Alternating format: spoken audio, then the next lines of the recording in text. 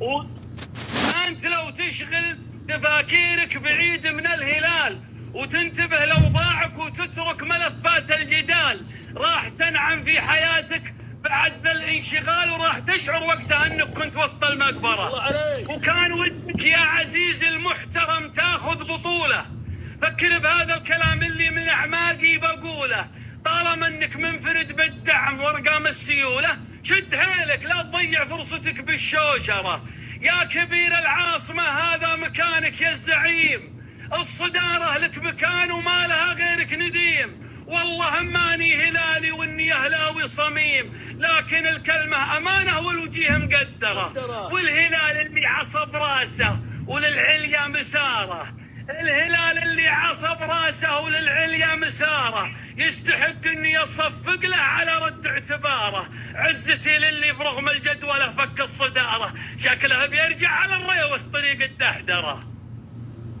يا زعيم ادعس قدم واللي ورا خله يولي، وانتبه للصافرة من كل تحكيم محلي. ربعنا ناوينها في ذا السنة للشاي بلي، كل بيكم تعرفون المدعو اللي نذكره. والكلام الصدق ما يزعل وذي كورة قدم، وما حد يعاند هدير الموج الازرق للتطم.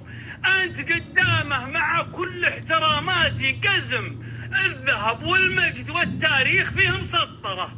انت مرة تتهم ناديك بالمسحور، ومرة تسيل الشجر وتصيح انا المغدور، ومرتين والف مرة تقسم الجمهور، والهلال يدون التاريخ وانت تعزره. شفت كيف الفرق ما بينك وما بين الغريم؟ من هنا لابد تطويها الزمان وتستقيم. خل عندك غيره وقل كيف ذا اصبح زعيم، ودون الافكار عندك بالقلم والمسطرة.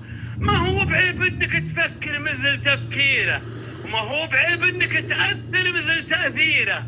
ما هو بتأثير ابو فيصل وابو تعميره، واحد اعلانات والثاني يدور بمبخره. الزعامة اصبحت بيدين عشاق الزعامة، الهلالي جانب مشرق ويفرض احترامه، في المقابل جانب مظلم وقابع في ظلامه. اسأل التاريخ ما ينفع كثير البربرة، والوعد قدام يا الازرق اذا حان التلاقي.